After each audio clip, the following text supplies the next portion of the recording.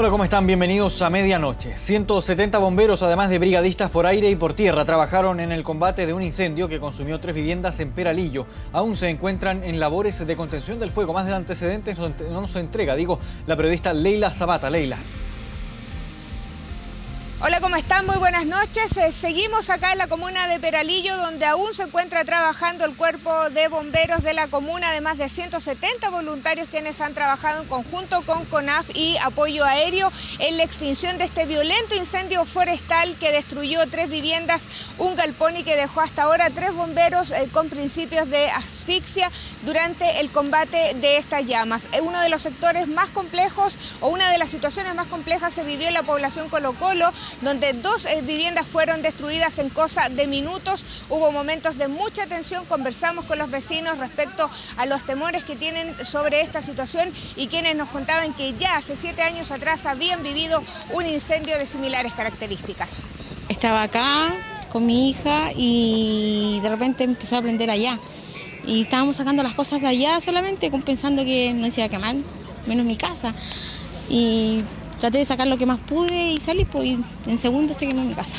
Sí, la verdad que esto es tan rápido, es cosa de segundos, que hace un rato atrás veíamos un juego muy allá y es cosa de segundos, como te digo, se nos vino el juego encima y lamentablemente afectó algunas de las casas, pero sí se salvó la mayoría. El siniestro a esta hora se encuentra contenido gracias al trabajo en conjunto de bomberos y personal de la CONAF con esta técnica del golpe único. Al respecto conversamos con la directora regional de CONAF y también con el comandante del Cuerpo de Bomberos de la región de O'Higgins. Junto a la gobernación estamos coordinando las necesidades que obviamente se vayan evaluando y detectando en el marco de esta emergencia, que hoy día el primer propósito y objetivo es poder controlar este incendio que sin duda ha afectado a la población, ha amenazado a un sector poblado importante de la comuna de Peralillo y por cierto también ha interrumpido el tránsito de forma temporánea acá en la ruta 90. Ya tenemos bastantes puntos calientes que todavía nos quedan en el sector y nos quedan bastantes horas de trabajo. Yo creo que nos vamos a estar trabajando unas 3 horas más acá en el sector y posteriormente quedaría el Cuerpo de Bomberos local en guardia para ir revisando los sectores, principalmente los sectores que están con viviendas colindantes al incendio. El trabajo de bomberos va a continuar durante esta jornada hasta altas horas de la madrugada. La idea es evitar cualquier tipo de rebrote y también proteger las viviendas que podrían verse afectadas ante un eventual rebrote de este violento incendio forestal que afectó a la comuna de Peralillo. Gracias, Leila, por el informe. Buenas noches. Buenas noches. Volvemos a la capital. Una intensa jornada de trabajo han tenido los equipos de CONAF y bomberos para combatir un incendio en el Cajón del Maipo. Más detalles tiene Camilo Zavala. Camilo, buenas noches.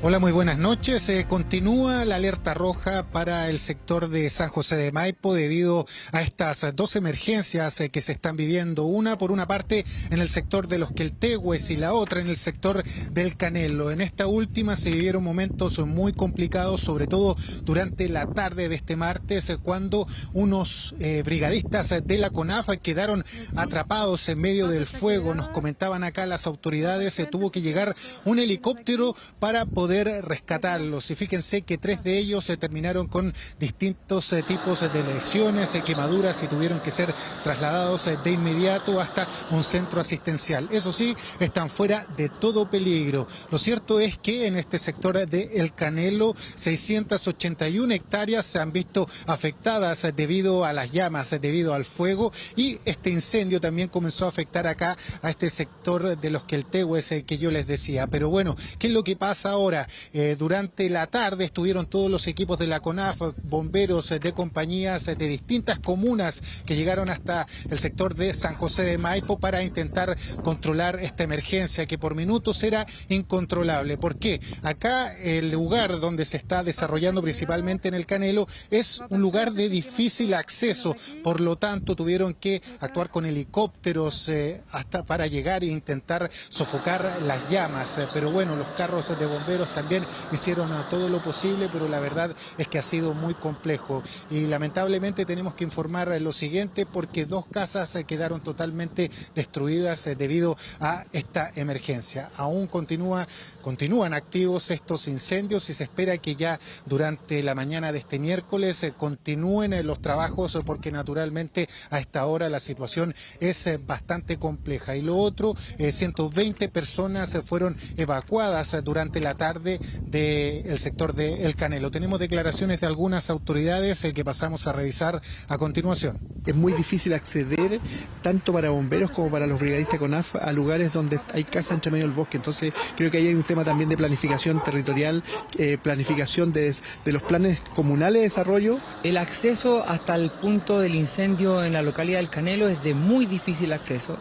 Solo tenemos una guardia nocturna de CONAF y los helicópteros que trabajaron hasta el momento que pudieron trabajar de acuerdo a las disposiciones de la Dirección de Aeronáutica Civil.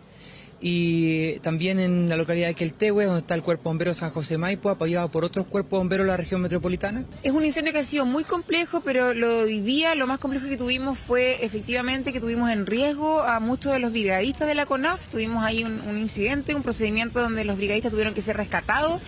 Y eso efectivamente fue lo que primero nos preocupó, pero también que tuvimos el fuego que nos cruzó una de las quebradas y los tuvimos muy cerca de las casas, por lo tanto hoy día se ordenó una evacuación preventiva de los vecinos del sector de Canelo Alto. Bien, tenemos entendido que a las 8 de la mañana se reanudan los trabajos. De todas formas, van a estar todos los equipos durante toda la noche monitoreando acá las inmediaciones y, por supuesto, nosotros acá de todos nuestros equipos seguimos muy pendientes al desarrollo de esta emergencia. Camilo Zavala desde el Cajón del Maipo. Buenas noches. En prisión preventiva quedaron 2 de los involucrados en el crimen de la folclorista Xaviera Rojas. La joven fue asesinada por un hombre que la vio en la calle y la tomó por la fuerza para hacerla ingresar a una casa ocupa. 8:34 de la mañana del sábado y Xaviera Rojas, la princesa de la cueca, caminaba por calle Urmeneta en San Bernardo rumbo a su ensayo en la Casa de la Cultura de esa comuna. Pero metros más adelante ocurrió lo impensado. Un sujeto delincuente con antecedentes policiales la intercepta y la ingresa a un domicilio que se encontraba abandonado y el cual es empleado por los delincuentes del sector para consumir drogas. Con la intención de sustraer la especie de su propiedad. Según la investigación, ese hombre es Javier Bustamante. Hoy está prófugo. Xaviera opuso resistencia hacia él, pero su agresor no paró de golpearla. La princesa de las cuecas murió producto de la agresión.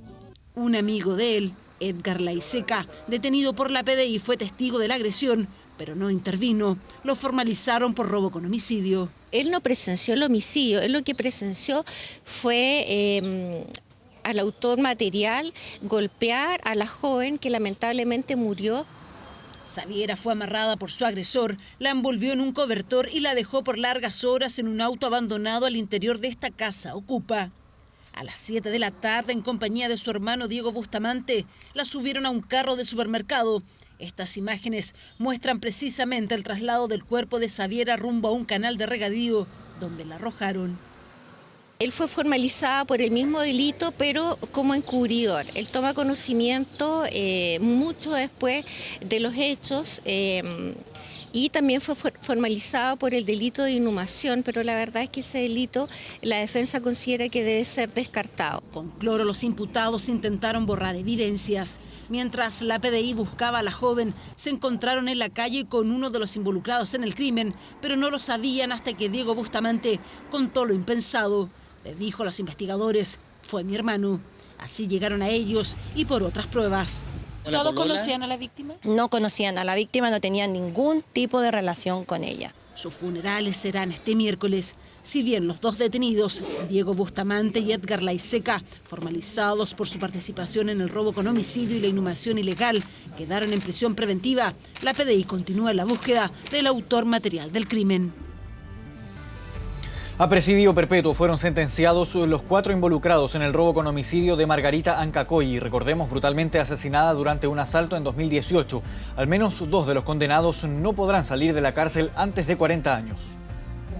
Autores del crimen de Margarita Ancacoy, finalmente sentenciados los 4 a cadena perpetua. Cristian Romero y Jonathan Chávez, quienes podrán optar a beneficios recién tras 40 años recluidos. Y Diego Tabango y Olguer Otávalo, quienes no antes de los 20 años de haber cumplido cárcel podrán quizás volver a ver la luz de la calle. 2 de los imputados tienen participación directa en los hechos, ejecutan el delito y en consecuencia a ellos se le aplica la circunstancia agravante de aumento deliberado en el mal causado. Respecto de los otros 2 imputados, también se aplica una pena de presidio perpetuo de carácter simple y la diferencia la realiza el tribunal al no estimar concurrente la circunstancia agravante indicada. ¡Florecerás por siempre! ¡Margarita Ancacoy presente! ¡Bien, justicia por nuestra compañera y amiga! ¡Gracias a Dios se hizo justicia! Estas cámaras de vigilancia, la prueba material, en definitiva el arma utilizada para acabar con la vida de Margarita al ser asaltada y los roles establecidos por el Ministerio Público en que cada uno de los 5 participantes cumplía una tarea, lograron certificar para la justicia la concertación de todos para perpetrar el hecho. Fue un daño grande, detrás hay familia, detrás hay amigas, hay compañeras.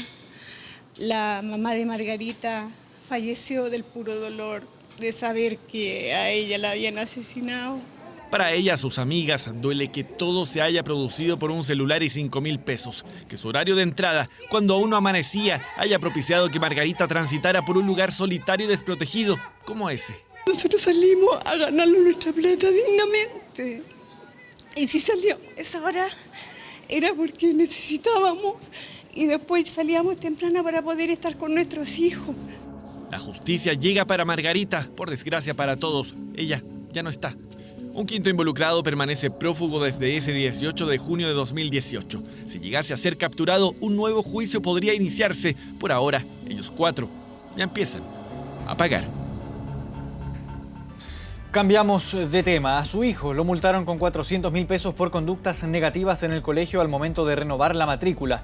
Pese a que el recinto es privado, la Superintendencia de Educación cree que esto puede significar una falta grave. Mónica está molesta. Hace un mes recibió la carta del colegio de su hijo, el United College de Providencia, institución privada que lo multó con 400.000 pesos a su pupilo por anotaciones y conductas negativas acumuladas en el año. Salía un recargo disciplinario de 400.000 pesos.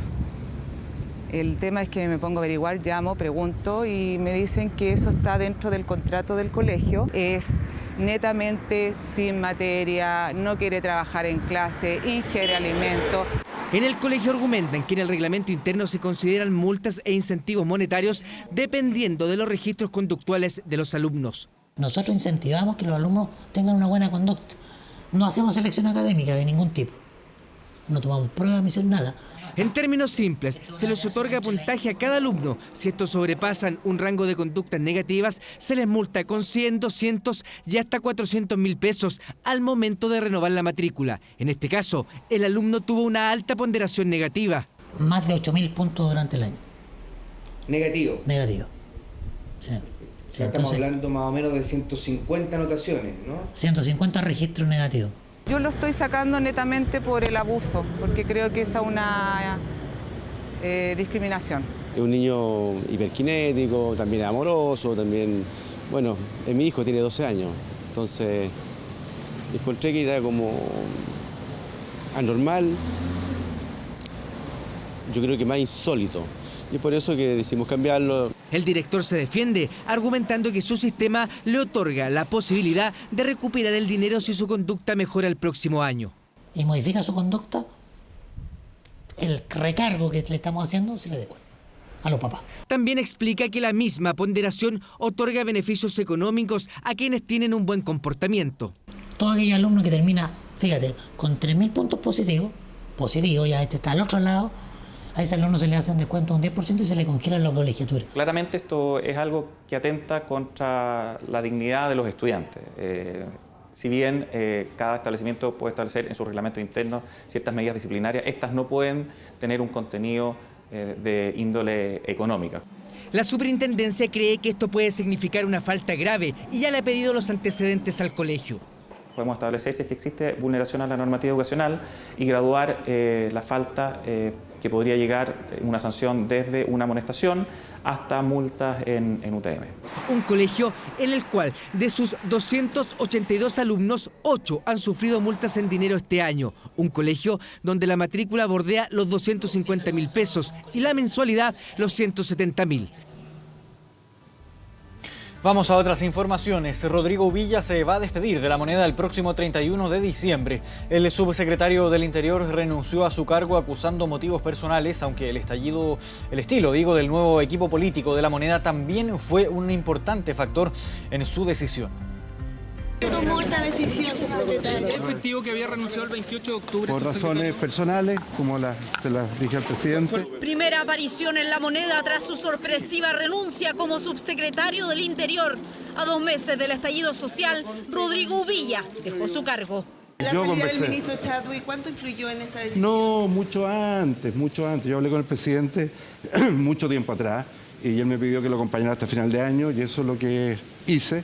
50 días han pasado desde el cambio de gabinete, reestructuración provocada por el estallido social.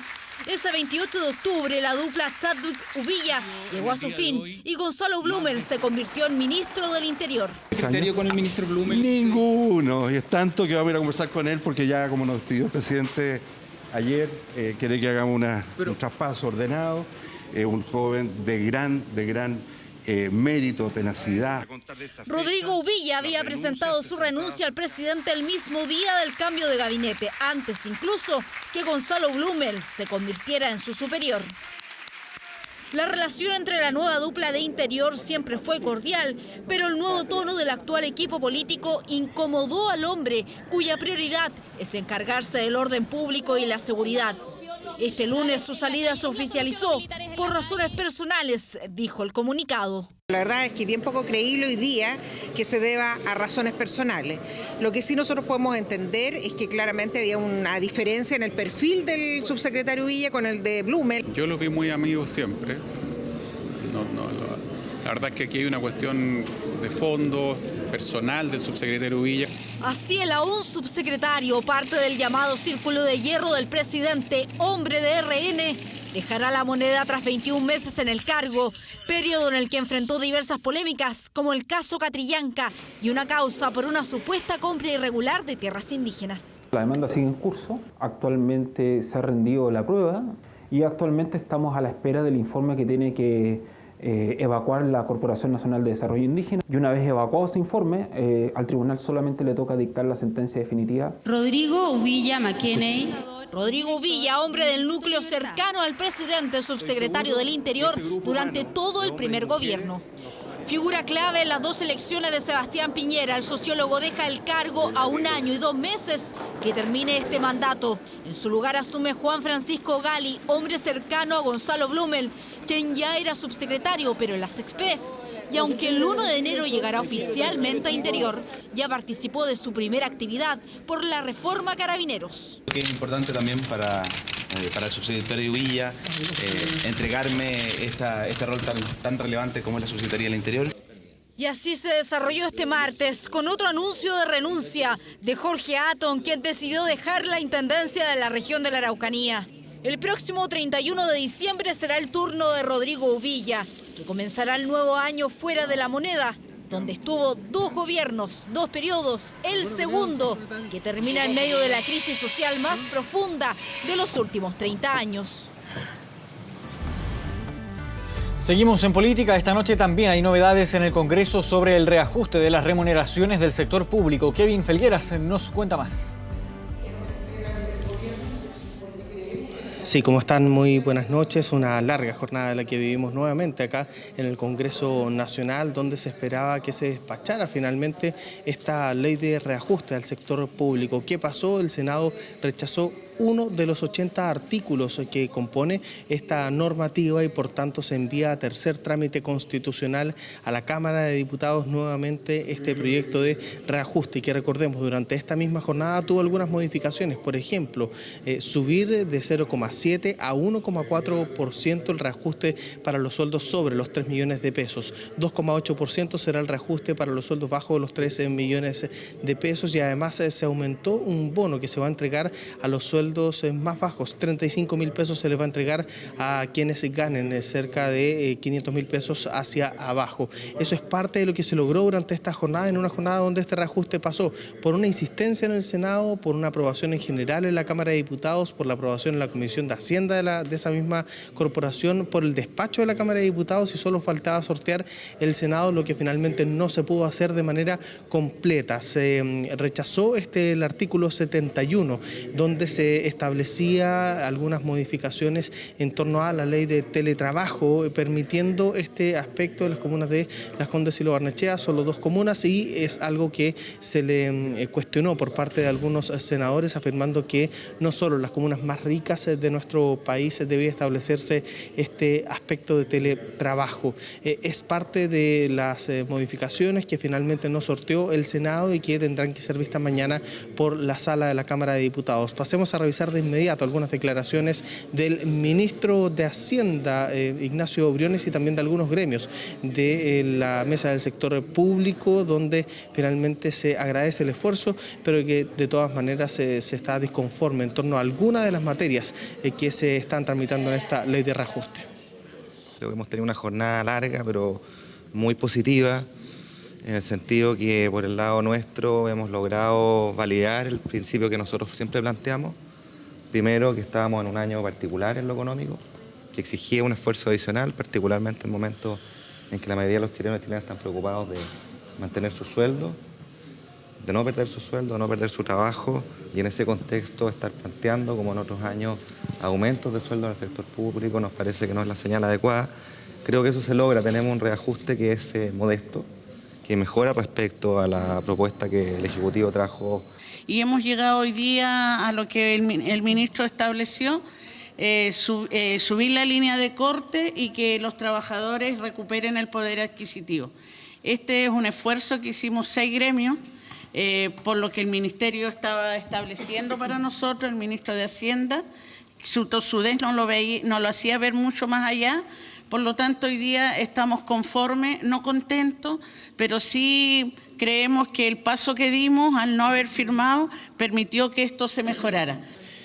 Proyecto de ley de reajuste al sector público que debía salir durante esta jornada, pero que finalmente se va a extender un poco en su trámite mañana. Sí o sí saldrá del Congreso Nacional, y el propio ministro de Hacienda, Ignacio Briones, aseguró que el gobierno insistirá con este tema, el del teletrabajo en las dos comunas, Lo Barnechea y Las Condes, y por lo mismo podría incluso llegarse a una comisión mixta, lo que de todas maneras será zanjado durante esta misma jornada de día miércoles, donde además habrán distintos proyectos de ley, por ejemplo el de la reforma constitucional para permitir el proceso constituyente en la Cámara de Diputados, y en esa misma corporación el proyecto de voto obligatorio. Será nuevamente una extensa jornada acá en el Congreso Nacional. Gracias, Kevin, por el informe. Internacional.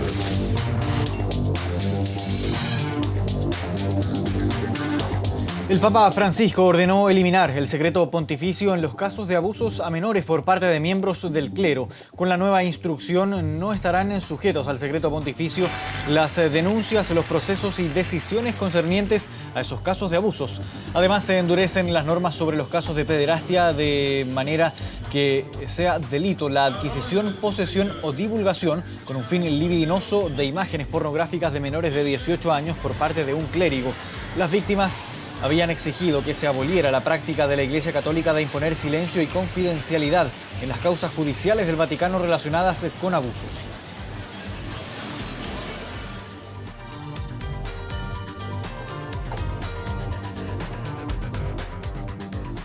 El expresidente de Bolivia, Evo Morales, brindó una conferencia de prensa en Buenos Aires en la que afirmó que no teme una eventual detención en su país y que no será candidato a las elecciones.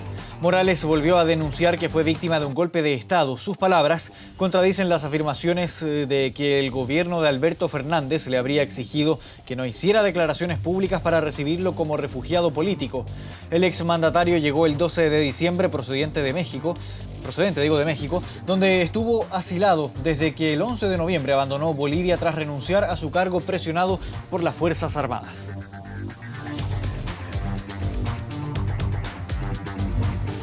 Y la empresa estadounidense de aviones Boeing decidió detener temporalmente la fabricación de su polémico modelo 737 MAX a partir de enero del próximo año. Este modelo de avión estuvo implicado en 2 accidentes aéreos mortales de gran magnitud. El primero ocurrió en octubre de 2018 en Indonesia y dejó cerca de 200 muertos, mientras que el segundo fue en marzo de este año en Etiopía con 150 personas fallecidas. Ambos hechos fueron producidos por un fallo en el software de control de las naves. Tras estas situaciones, Boeing se vio sumergido en una crisis sin precedentes, sobre todo después de que la Administración Federal de Aviación prohibió a la empresa volar cualquier 737 MAX hasta febrero del año 2020.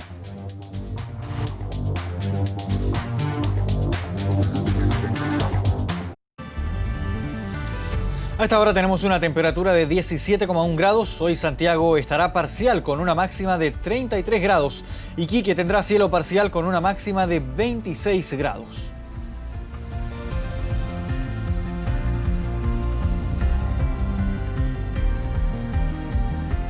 Muchas gracias por haberse informado junto a nosotros en Medianoche.